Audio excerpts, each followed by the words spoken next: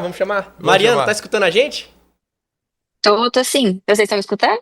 Sim. Pessoal, então essa é a doutora Então tá bom. Mariana, ela é médica do esporte e vai estar falando um pouquinho pra gente da especialidade, vai estar falando também, ela vai fazer sobre uma temática em si também, ela vai falar sobre espirometria. Então, eu queria, primeiramente, agradecer ela de estar palestrando no nosso evento. A gente já se conhece, né? A gente chegou a trabalhar junto também, a gente, nessa questão das mídias, a gente começou a fazer as mídias do Field of Play, que é um canal voltado para medicina esportiva. Eu e o Felipe, a gente tem essa vontade, né, de medicina esportiva, a gente ortopedia, a gente é uma especialidade que a gente pensa, e assim, acabou que a gente conheceu a Mário, o Leonardo, a Gisele, e foi muito enriquecedor pra gente. Então eu queria que vocês escutassem ela, mandassem perguntas e também depois interagissem no Instagram com todos ali.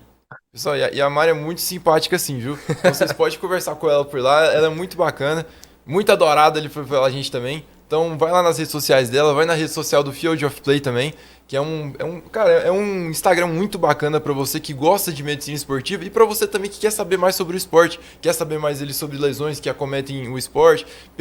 É muito bacana. Eles têm contato com profissionais também da atletas, né, muito renomados ali. Então é muito bacana, eles são médicos muito experientes ali dessa área. E a Mari, por si só, ela tá indo pro Panamá agora pra uma competição, inclusive, né, Mari?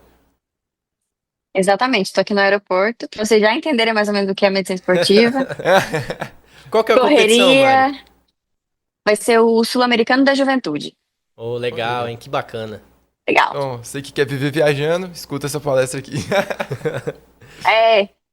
Viajando a trabalho, né? É diferente também, né? Nossa, é muito diferente. É totalmente diferente de viajar para lazer. É muito mais corrido do que o dia a dia aqui. Então Então é é isso, isso. doutora. Como é que é a medicina esportiva? Conta pra Agora é com gente. Então, você. gente, primeiro, muito obrigada, meninos. Vocês são incríveis.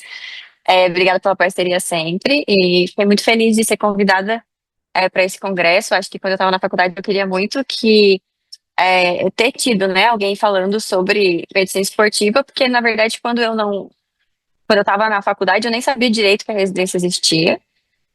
Eu fiz residência de clínica, então eu me formei, fiz residência de clínica e aí depois que eu fui entender que existia medicina esportiva é, e prestei a prova e aí fiz residência de medicina esportiva aqui no HC aqui em São Paulo. É, então, assim, falar um pouquinho com vocês sobre a, a especialidade e também eu tô acompanhando aqui o chat no YouTube, qualquer coisa, se alguém quiser fazer algum comentário ou falar alguma coisa. Mas acho que para hoje eu vou falar com vocês sobre teste cardiopulmonar, que é uma das nossas áreas de atuação, mas vou até passar já o primeiro slide. Vai.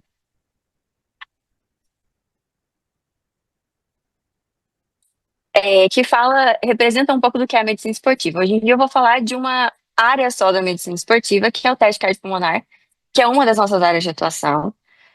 Mas o médico do esporte, basicamente, ele é o clínico geral de qualquer pessoa que se exercita, que faz um esporte ou algum exercício, seja para saúde, seja para controle de doenças, seja para prevenção ou alto rendimento.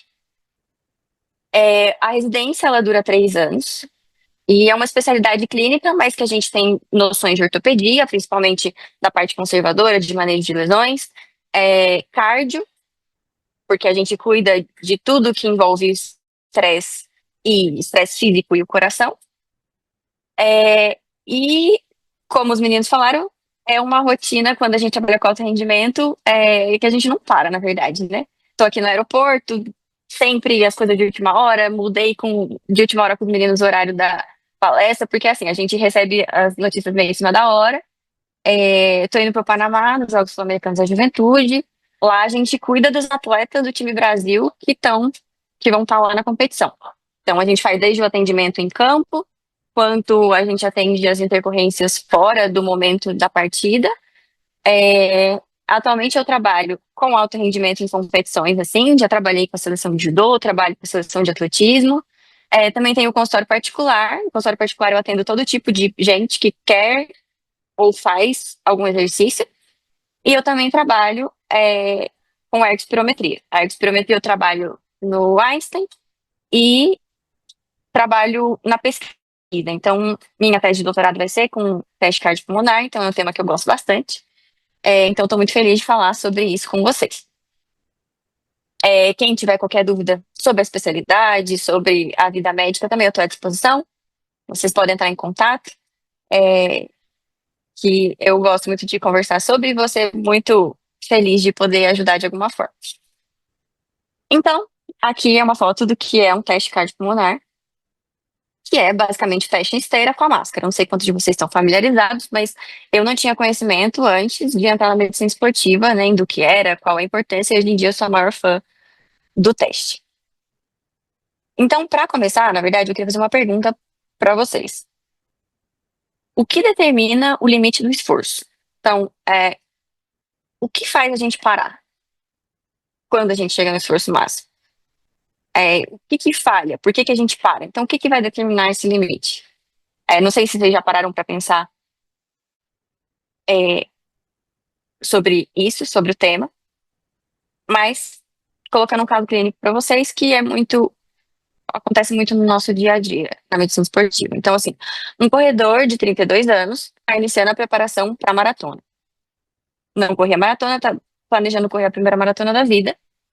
E ele traz para você uma queixa de que ele não está conseguindo sustentar o ritmo. Então, nos treinos mais intensos, ele sente falta de ar, principalmente nos intervalados, e naqueles treinos de tiro. E ele não está conseguindo sustentar. E sempre que ele vai fazer um longão ou algum teste de prova, ele não consegue render ou não tem a performance que ele acha que ele deveria. E aí, o que a gente faria para investigar? Então, será que ele tem alguma doença? Será que ele tem algum problema? Por que será que ele não está conseguindo performar? O que está acontecendo? E aí é nesse momento em que surge o teste cardiopulmonar como uma ótima ferramenta. Então, basicamente, o que é o teste cardiopulmonar? É você fazer o exercício, chegar no esforço máximo, com uma máscara, que vai analisar os gases, com monitorização eletrocardiográfica. Então, é um teste de esforço máximo. Então, a nossa intenção é realmente chegar no limite do esforço. Os protocolos são incrementais, então a gente vai aumentando progressivamente a carga até chegar no limite. E a gente vai avaliar as variáveis do sistema cardiocirculatório, então, tanto o traçado eletrocardiográfico quanto pressão arterial, frequência cardíaca. Tem a máscara com um analisador de gases, em que ele vai ver tudo que entra e tudo que sai. Então, tudo que entra de oxigênio, tudo que sai de CO2. E ele também vê, à medida que sai o gás, quanto sai no final da expiração, porque aí a gente tem uma medida indireta da pressão parcial desses gases no alvéolo. Tem todo o equipamento, então tem um software específico e ele vai fazer cálculos de várias variáveis que a gente vai analisar, mas basicamente tem o esfigmo para ver pressão, a gente tem a monitorização eletrocardiográfica e a máscara. E é um teste de esforço máximo. Quem faz o exame normalmente ou é médico do esporte, ou é pneumologista, ou é cardiologista, não tem uma especialidade única que faz. E quando a gente fala de esforço máximo, o que isso significa, né? Primeiro que o esforço, o exercício máximo é um estresse. Então a gente está colocando todos os sistemas circulatório, respiratório, periférico sob estresse para ver qual que vai ser a resposta. Isso pensando em estratificação de risco para patologias ou até performance. E o esforço nada mais é do que exercício. Exercício nada mais é do que movimento. E no fim das contas, movimento é contração muscular. Então, quando a gente está falando de esforço máximo, a gente está falando de contração muscular a nível periférico, né? É o final de tudo. E por que eu estou falando isso? Porque é importante a gente lembrar, e não vou ficar falando muito de fisiologia aqui, acho que a maior parte já teve na faculdade, e são 9:30 da noite de sexta, ninguém quer ficar ouvindo sobre esses assuntos tão chatos, mas assim, basicamente, contração muscular é a transformação de energia química em trabalho mecânico e calor. É esse trabalho mecânico que é o nosso movimento. E a energia química vem da molécula de ATP. Então, a importância da molécula de ATP para a contração muscular e para a quantidade de exercício na verdade, é o que realmente importa, é o que a gente precisa.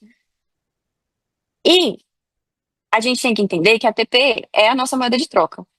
Então, a gente precisa de ATP para que o movimento continue. Até para relaxar a musculatura, a gente precisa de ATP. E o ATP, ele é ressintetizado. Então, a gente tem um estoque finito de ATP já na célula, mas ele tem que ser ressintetizado. A gente tem algumas maneiras de fazer isso, que são as vias energéticas. Mas é muito importante a gente entender isso, porque no fim das contas, tudo que importa para o esforço ser mantido é o ATP. E para você continuar o esforço e conseguir manter, você precisa ter ATP disponível. E tudo gira em torno disso. Quando a gente fala de ergospirometria, a gente está basicamente também analisando o nosso sistema de energia. E, de novo, 9h30 da noite eu não vou falar de bioquímica para vocês, mas a gente tem os sistemas energéticos e isso é muito importante para que a gente entenda o conceito do exame. Então, assim, o oxigênio, ele permite que o movimento se sustente. E aí está a importância dele e quase tudo que a gente vai avaliar na ergospiro depende do oxigênio. A gente fala de VO2 máximo, a gente fala de capacidade máxima de consumo de oxigênio. Porque o oxigênio ele vai entrar aqui na cadeia respiratória para produção de energia. A máscara no ergospiro vai estar avaliando tudo que entra de oxigênio e tudo sai de gás carbônico, que basicamente é o que a gente vai produzir no metabolismo energético. Então, a gente tem alguns metabolismos de produção de energia. A gente vai ter a fosfocreatina, que é aquela ligação de alta energia inicial, que dura até 30 segundos. Depois a gente tem o anaeróbio, que é a glicólise anaeróbia, que é aquela mais rápida inicial, e que vai ser necessária para formar as moléculas que vão entrar no ciclo de Krebs, e depois a gente tem progressivamente o aumento do metabolismo aeróbio, que é na mitocôndria, que é o que a gente usa o oxigênio, que a gente produz a maior quantidade de energia e que a gente produz a maior quantidade de ATP. E tá aqui a importância, porque tudo gira em torno disso. Tudo que a gente vai analisar é para entender qual sistema está sendo usado. No exercício todo, o mais importante, no exercício tentado, é o aeróbio. Mas, a partir do momento em que você está numa intensidade de exercício, quando você começa a fazer um exercício mais intenso, você começa a aumentar a quantidade do metabolismo anaeróbio que está sendo necessário ajudar o aeróbio. E aí que entra tudo que a gente vai entender de intensidade de exercício. E o teste cardiopulmonar, basicamente, ele avalia tudo isso. Então, é um teste que a gente consegue avaliar de forma integrada sistema respiratório, cardiocirculatório e muscular. Então, essas engrenagens são muito conhecidas quando a gente fala do teste cardiopulmonar, mas, basicamente, a gente está vendo tudo que entra de oxigênio, como ele vai ser inspirado, como que ele vai ser absorvido no pulmão, como ele vai entrar na corrente circulatória, então também depende de quantidade de hemoglobina, de sangue, como ele vai ser bombeado pelo coração, como ele vai chegar na célula muscular e como a sua célula muscular vai utilizar esse oxigênio para a produção de energia. Então, todos esses sistemas, se você tiver alteração em qualquer um deles, você vai ter alteração no exame. Você vai conseguir ver isso através do exame. Se você tem uma patologia pulmonar, se você tem uma anemia, se o seu sistema cardíaco, cardiocirculatório não está funcionando direito, ou em extremos casos, se você tem uma obesidade, ou se o seu músculo não está bem treinado, ou ele não tem muita mitocôndria, ele não está conseguindo usar essa energia, todas essas fases vão alterar alguma coisa e vão dar alguma alteração no teste cardiopulmonar. A gente consegue fazer a avaliação de todos esses sistemas quando a gente faz o teste. E aqui uma analogia para vocês entenderem um pouco melhor. Então, o nosso corpo, no esforço, vamos imaginar que é como se fosse um carro. Então, o carro, para ele andar, ou andar mais rápido, enfim, ele precisa do combustível, que está no tanque de oxigênio, que vai ser, na verdade, o oxigênio transportado pela célula do sangue. A gente tem que ter entrada de ar para fazer a combustão, então a gente tem o sistema ventilatório, que seria como se fosse o ar, e a gente tem o motor. O tamanho do motor é como se fosse o nosso coração, e a capacidade do motor é como se fosse o nosso VO2. Então, existem carros, se a gente tem um indivíduo treinado, é como se fosse um carro com um motor melhor, e se a gente é destreinado, é como se fosse um Fusca ou uma Ferrari. Essa é a diferença. Então, a gente tem um sistema para produção de energia e a gente tem todas essas partes que a gente vai analisar a partir do teste.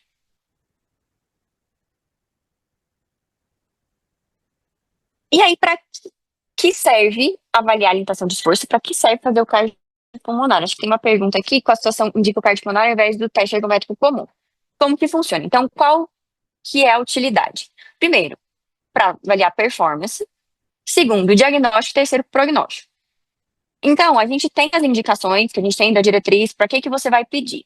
Né? Eu não vou falar de todas especificamente, vou dar uma pincelada, mais ou menos a ideia geral, mas performance, porque a gente quer entender como está um sistema de produção de energia e onde que está faltando, então, o que está limitando o esforço, o que está prejudicando aquele atleta para o treino específico que ele faz, porque é tudo dependente, tudo específico para o treinamento, para o esporte que ele faz. A gente vai falar mais pra frente, mais ou menos, as coisas que a gente avalia.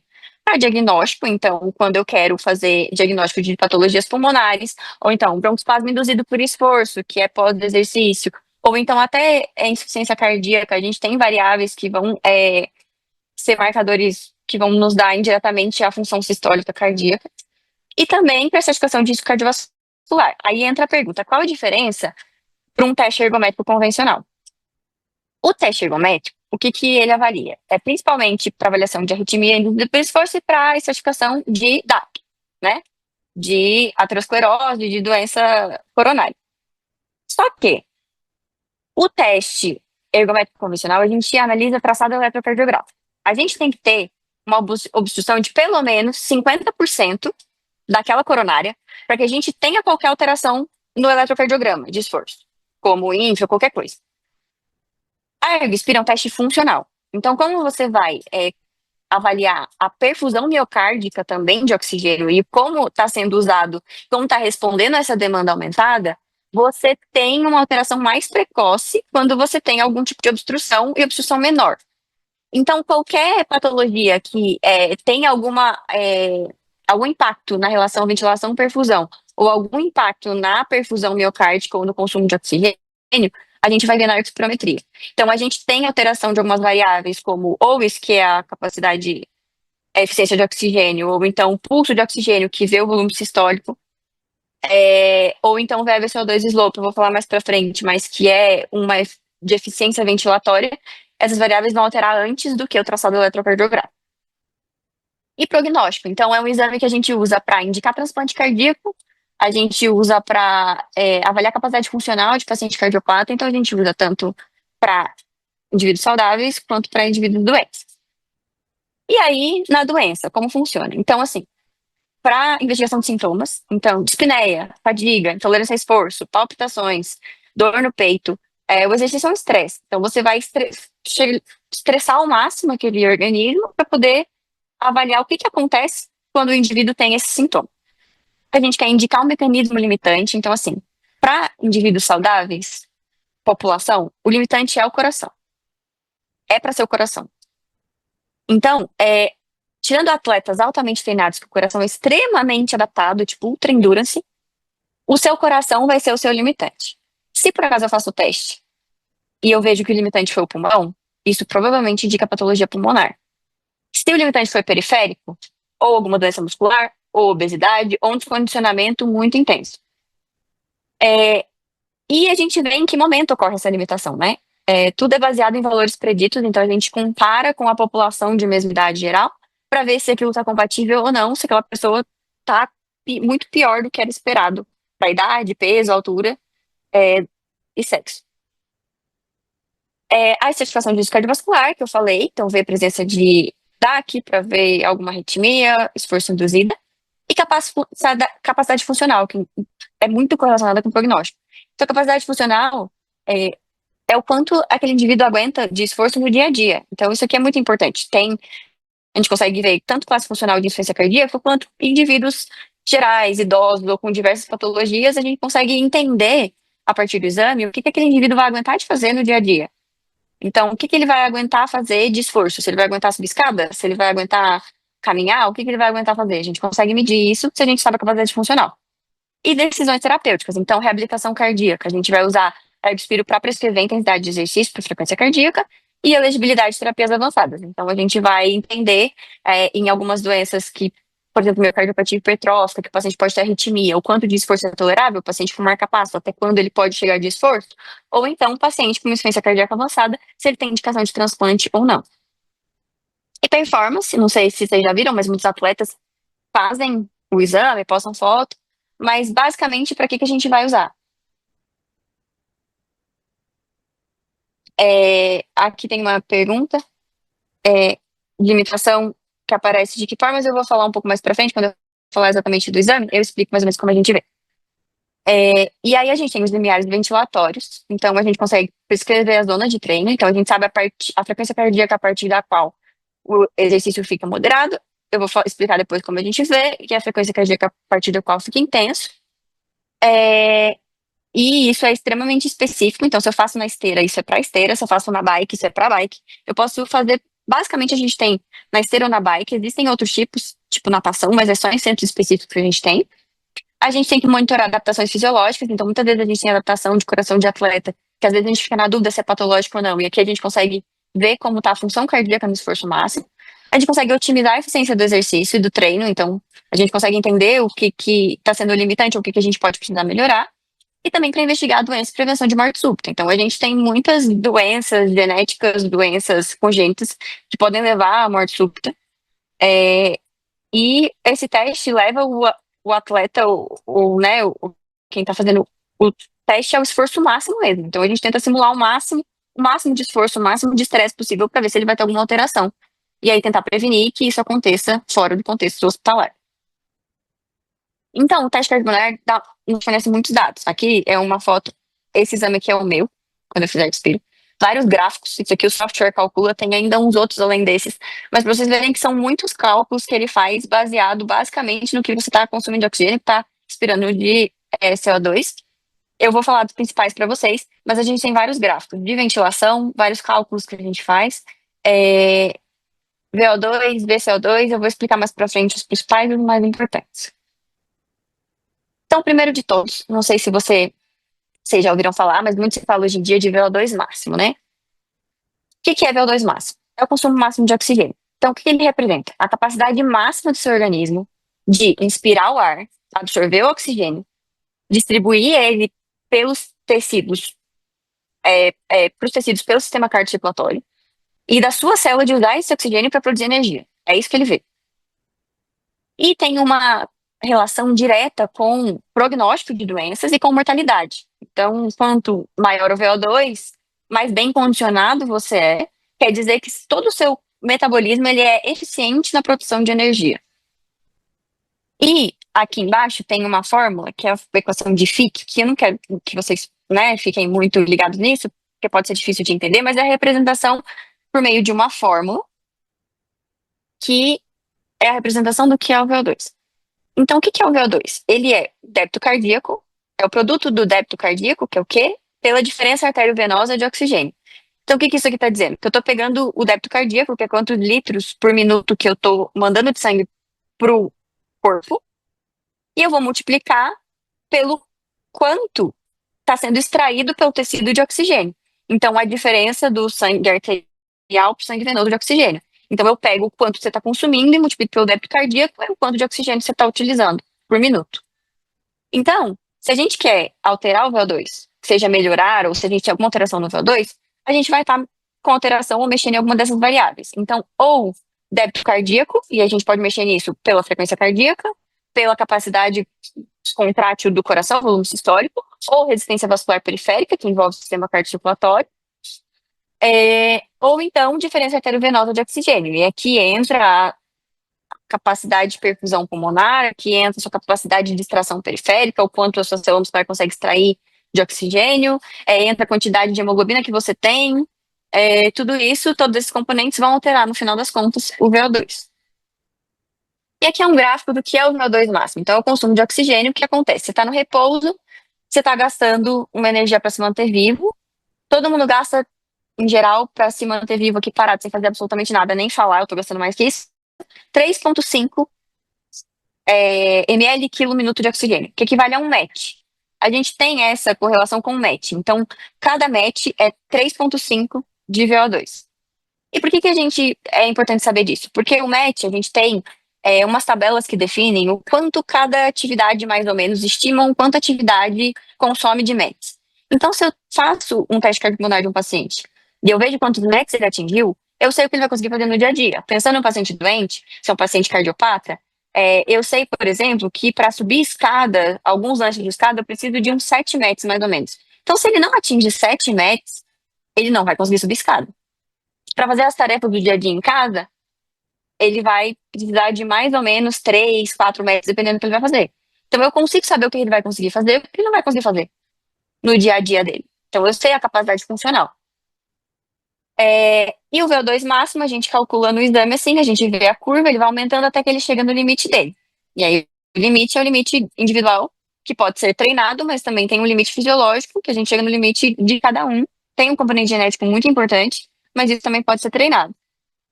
Quando a gente fala de esporte de alto rendimento, não necessariamente um VO2 maior quer dizer que você vai ser melhor, porque o que define performance é multifatorial. Então, assim, depende, por exemplo, você pega o futebol, depende da posição que o cara joga. Tem uns que precisam correr mais, tem outros que precisam de mais habilidade, precisam de outras potências, outras questões.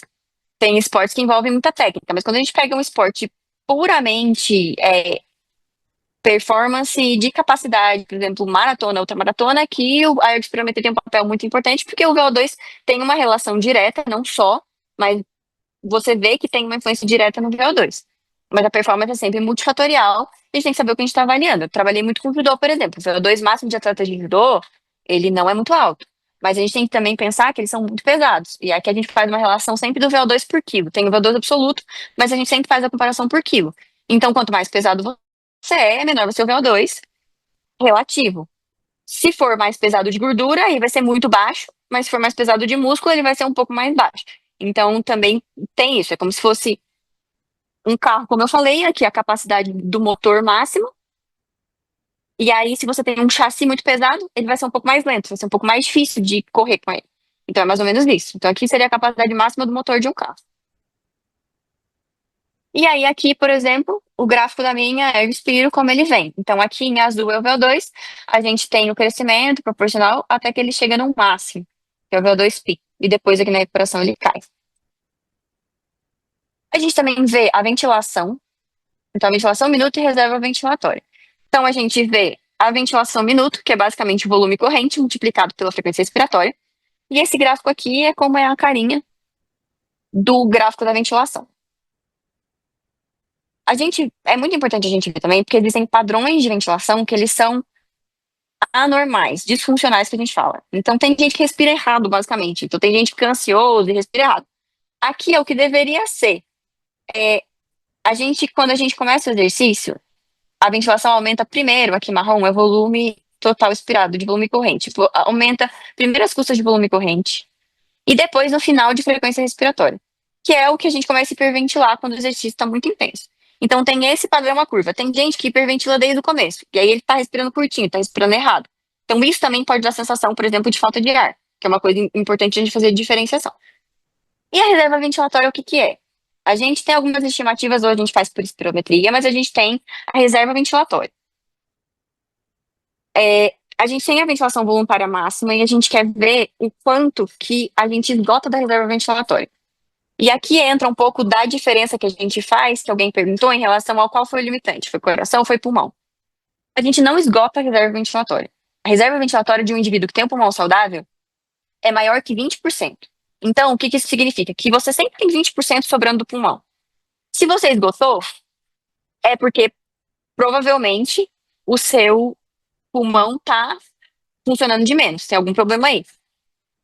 Então, indivíduos saudáveis não esgotam a reserva ventilatória. O único caso de indivíduos saudáveis que esgotam a reserva ventilatória é atletas ultramaratonistas, os ultra endurance super bem treinados, que eles são tão bem treinados no coração que acaba que o pulmão é o limitante. Pulmão não se treina. A gente não consegue melhorar a capacidade ventilatória. Não tem como treinar. Então, você consegue melhorar a eficiência de captação de oxigênio, mas você não consegue melhorar a capacidade do seu pulmão. Isso é definido por sexo, peso, altura, biotipo. Então, por isso a gente não, em geral, não esgota a reserva ventilatória, então esse é um parâmetro importante para a gente ver. E a ventilação, a ventilação ela funciona no esforço. Então, primeiro você está no repouso, aí você tem um aumento da ventilação até que chega no pico. Na primeira fase, que é esse comecinho, o que vai guiar o aumento da frequência respiratória? São mecanorreceptores que têm periféricos. Então, seu músculo começa a fazer exercício, você tem receptores que vão avisar o centro respiratório e o cérebro que ele precisa respirar mais. Depois disso, são parâmetros metabólicos, que é o que a gente vai falar mais pra frente, que é importante pra gente ver na Ergospiros, que aí é a acidose, quantidade de gás carbônico, ou então quantidade de H+, que a gente tem na circulação, que vão guiar o quanto você vai estar ventilando, quão rápido você vai estar respirando, quanto você vai estar ventilando. E aí um outro parâmetro importante que a gente avalia na Ergospiros são os limiares ventilatórios. A gente avalia dois, primeiro e segundo limiar. E o que eles representam? Primeiro limiar é o momento a partir do qual o exercício fica moderado para você. E o segundo limiar é o momento a partir do qual o exercício fica intenso para você. E aqui que a gente usa, por exemplo, na performance, para você ter zona de treino. A gente tem a zona 1, que é o exercício leve, entre primeiro e segundo limiar, zona 2 e 3, e aqui acima do segundo limiar, zona 4 e 5. Tudo isso a gente vai definir, se for, por exemplo, na esteira, uma velocidade em que isso ocorre, se for na bike, uma carga em que isso ocorre, e a frequência cardíaca exata em que isso ocorre para cada indivíduo. Vou falar um pouco mais para frente como que a gente define eles, mas é importante a gente ver quando ele acontece, qual porcentagem do seu total do VO2 máximo que ele acontece, em que frequência acontece, para a gente entender como que funciona o seu corpo no exercício, e como a gente vai prescrever treino, o que a gente vai precisar trabalhar. Então, exercício leve. O que é um exercício leve? O exercício leve nada mais é do que um exercício em que está tudo equilibrado.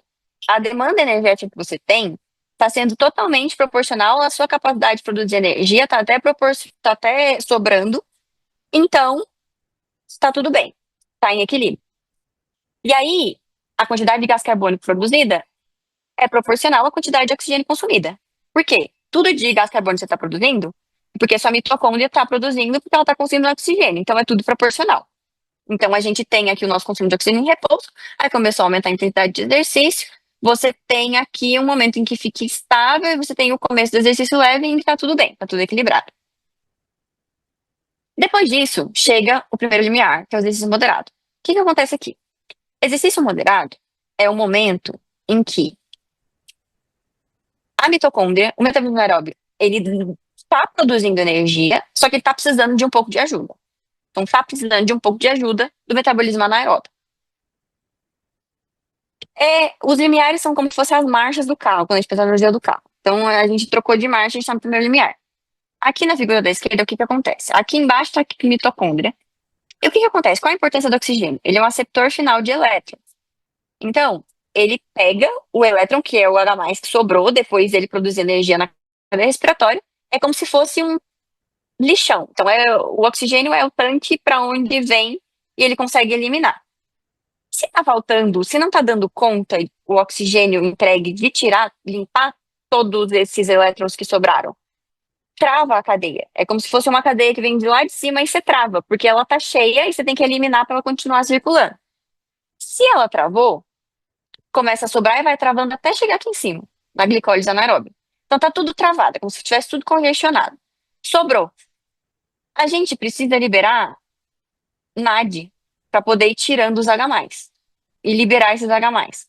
Então a gente produz um pouco de energia aqui em cima, e aí a gente libera o NAD para ele dar sequência aqui na glicólise anaeróbia, ligando ele aqui para formar o lactato, no caso. Então, basicamente, a gente fala muito de lactato. O lactato não é vilão, o lactato até pode se transformar em glicose, e tem algumas células do corpo que eles vão usar o lactato para produzir energia. Só que o lactato é um marcador indireto da sua acidose, porque ele é produzido em maior quantidade quando você tem que liberar, ele tem que aceitar os H+, e liberar os outros fatores para produção de energia. Então, ele vai dizer que você está aumentando o quanto de ácido que você está liberando. E aí, acho que vocês já devem ter visto na faculdade, mas como que você vai transportar o ácido no sangue? Você vai ligar o H+, com bicarbonato para tamponar, vai produzir ácido carbônico, vai virar CO2 e água. Então, aqui é o primeiro limiar, para ele significa moderado. O que ele significa? Ele significa que você está precisando de ajuda do metabolismo anaeróbio, mas o seu bicarbonato está dando conta de tamponar. Então, você está equilibrado ainda, porque todo o seu metabolismo está conseguindo equilibrar tudo. Você tem capacidade de tamponar todo esse ácido. Então, uma acidose tamponada. E aí, o que vai guiar o aumento da ventilação? Porque você começa a aumentar a quantidade de gás carbônico. Você tem mais ácido tamponado, vai aumentar a quantidade de gás carbônico produzido, você vai ter que jogar isso para fora de algum jeito. Então, lá no centro respiratório, no bulbo, você vai ter o bulbo falando, você tem que aumentar a respiração, porque tem muito gás carbônico passando aqui. E é isso que a gente vai ver na Airspiro. Então, o que a gente tem aqui? A gente tem essas curvas, agora eu quero que vocês olhem para azul e para vermelho. São os equivalentes ventilatórios.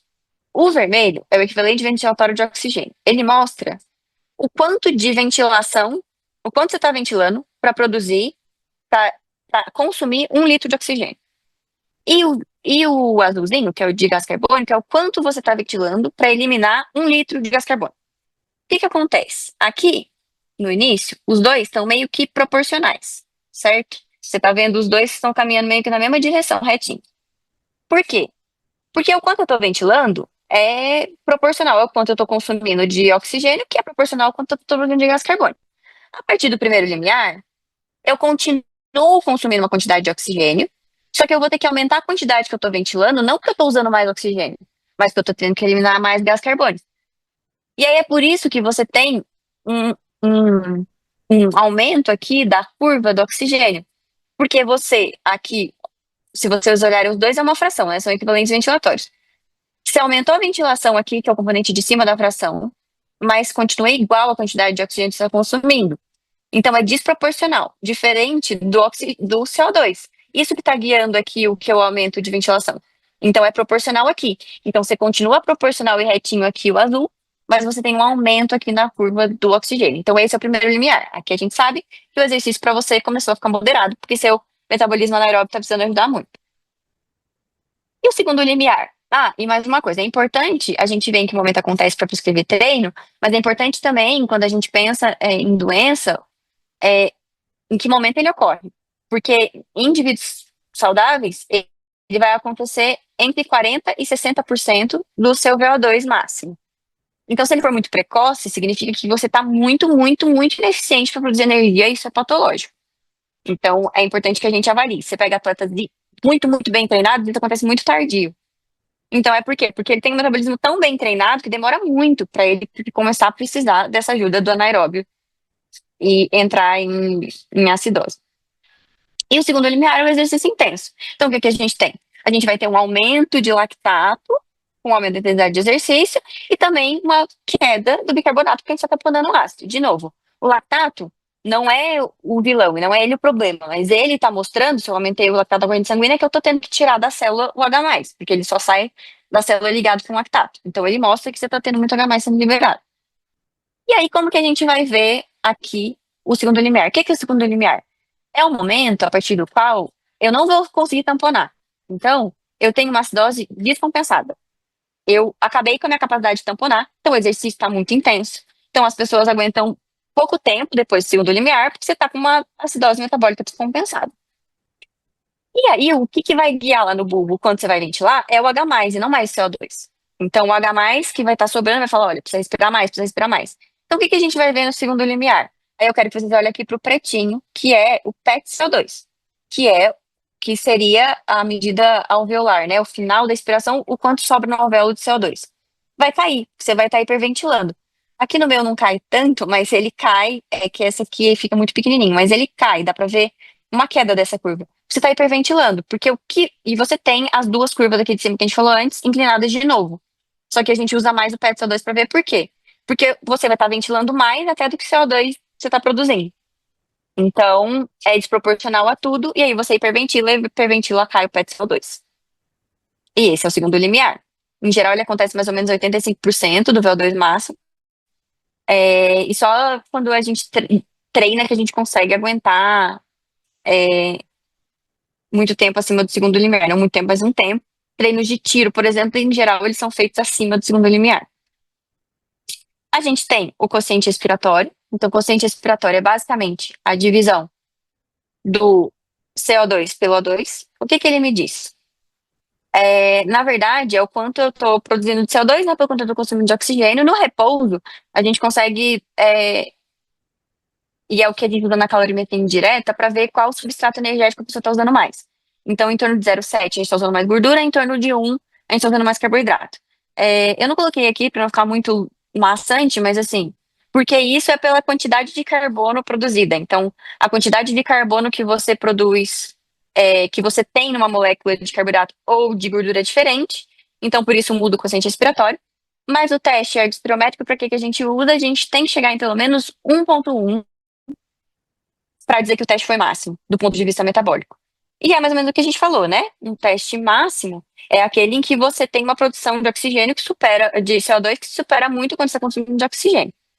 Você está usando muito metabolismo anaeróbio, você está, enfim, produzindo muito mais CO2 do que você está consumindo de oxigênio. E mais um parâmetro importante, que é o VO2 slope, que é a inclinação da curva da ventilação pelo CO2. Basicamente, a gente usa isso muito na insuficiência cardíaca, porque acima de 34 indica pior prognóstico. A gente chama de eficiência ventilatória. Então, basicamente o quanto eu estou ventilando para o quanto de CO2 eu estou produzindo. Se a curva está muito inclinada para cima, ele está maior. Quer dizer que eu estou ineficiente para mandar para fora o CO2. Então, ele sugere um metabolismo ineficiente, de uma capacidade respiratória ineficiente. Então, ele é um marcador prognóstico importante, principalmente para patologias.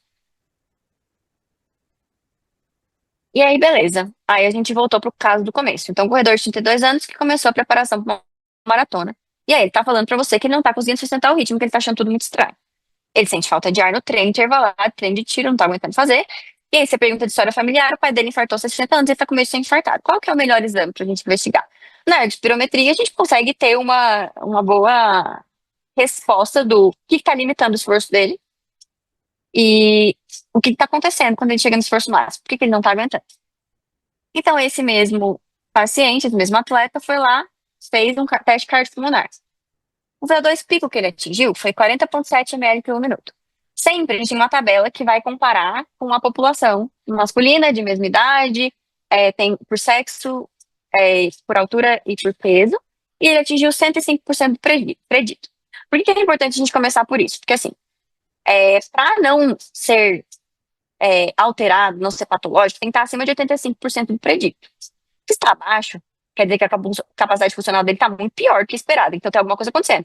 Ou é porque ele está obeso e muito descondicionado, ou o coração não está funcionando, ou o pulmão não está funcionando. Está acima de 85% do predito. Então a gente está partindo de um paciente que provavelmente não tem uma limitação por nenhuma doença.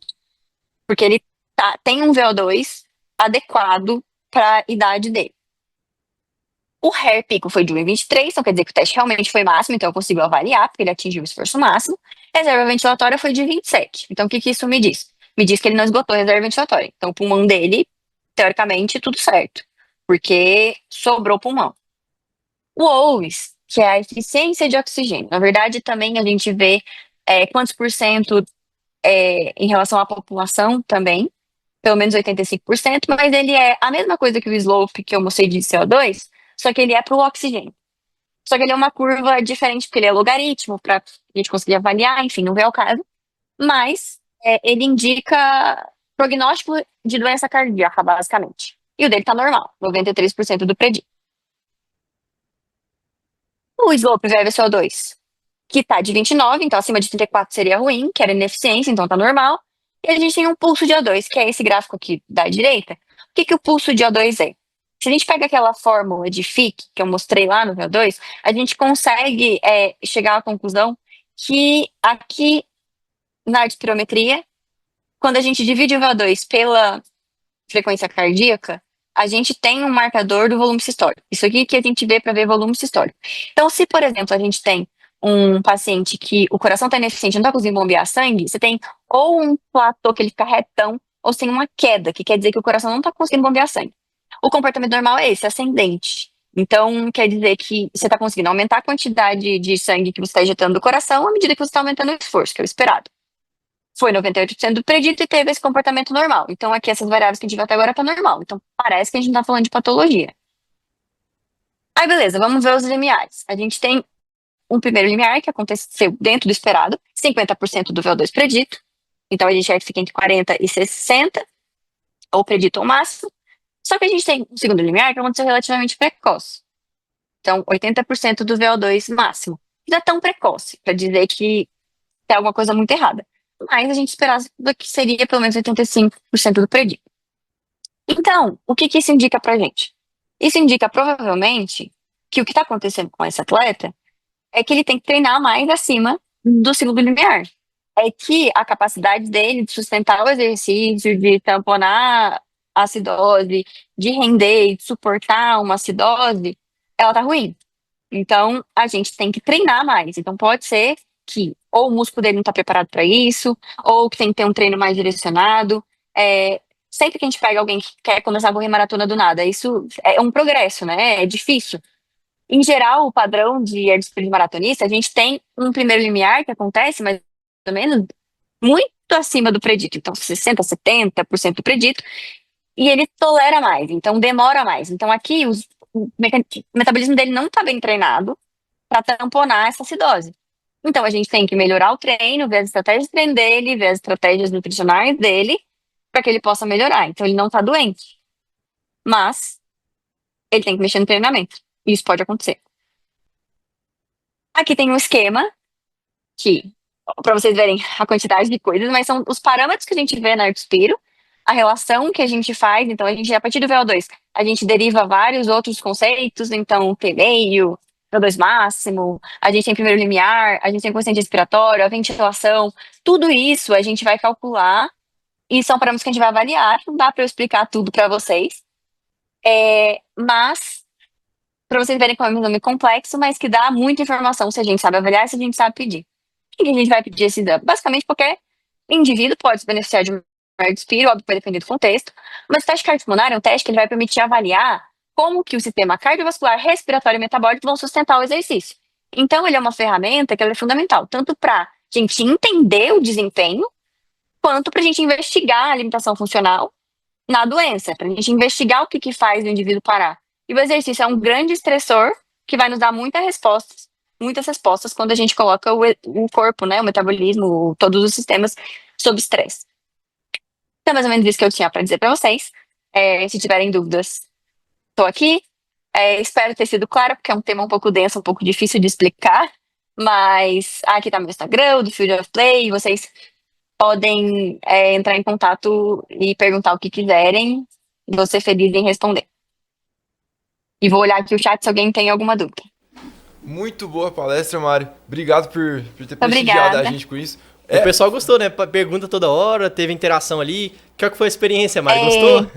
Cara, eu queria ter esse carisma da Mari. Bom. Eu queria ter esse carisma dela. Todo obrigada. mundo te falando, muito boa palestra.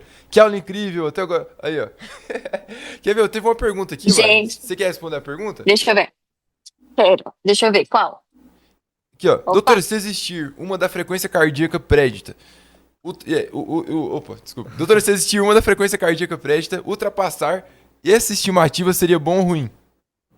Ficou meio estranho o que ela escreveu então, aqui, o que acontece? Não, o que acontece com a frequência cardíaca? Vocês estão me ouvindo? Sim. Ah, tá. A frequência cardíaca, tipo, a gente pega ergométrico. A gente tem aquela fórmula, né, de 220 menos a idade, que seria para ver a sua frequência cardíaca máxima. E aí 85% disso é submáxima, a partir de 95% é máxima. Só que assim, 220 menos a idade funciona, só que assim, é muito abrangente, né? Assim, a gente vai ter muitos outliers, muita gente que vai fugir disso. Porque é uma média feita, assim, é bem simples. Então, pode acontecer, e é mais comum que aconteça, que as pessoas saiam disso, porque você tem uma maior variação. Aí, quando a gente analisa a Ergospiro, a gente não olha tanto a frequência cardíaca, a gente vê os outros parâmetros, porque daí o cálculo é um pouco mais avançado, que pega sexo, peso, idade, tudo. O que a gente tem que ver, por exemplo, frequência cardíaca, por que a fórmula é 220 menos da idade? Porque à medida que a gente vai envelhecendo, a frequência cardíaca máxima diminui, porque tem uma relação direta da sua idade com a sua capacidade cronotrópica cardíaca, porque o sistema mesmo de condução ele envelhece. Então, o que não dá para acontecer é alguém de 50 anos falar, ai, minha frequência cardíaca máxima tá chegando a 200. Isso não vai acontecer, isso provavelmente é arritmia.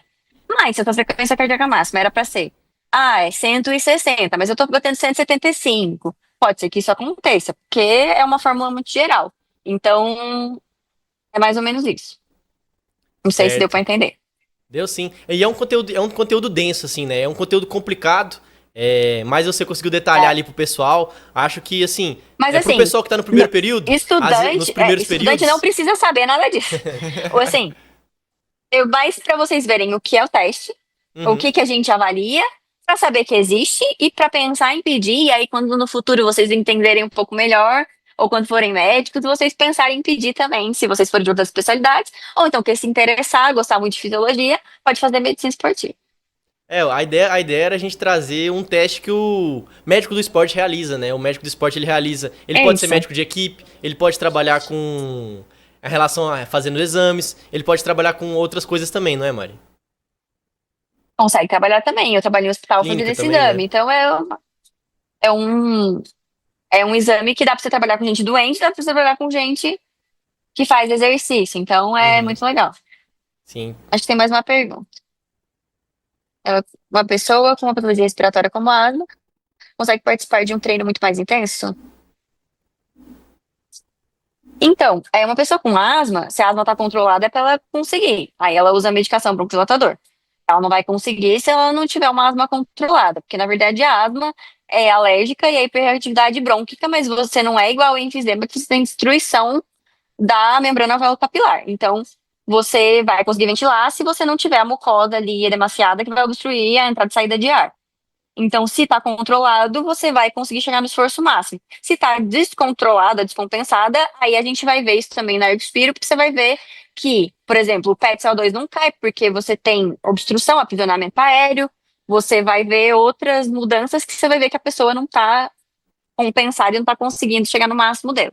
Mas, assim, uma pessoa asmática consegue fazer exercício. Certo. Mari, então eu vou falar pro pessoal aqui que tá muito legal o Field of Play, né? A gente colocou lá no YouTube um pouco da carreira de todo mundo ali. A gente colocou da carreira do Leonardo Irão, que ele vai palestrar aqui amanhã.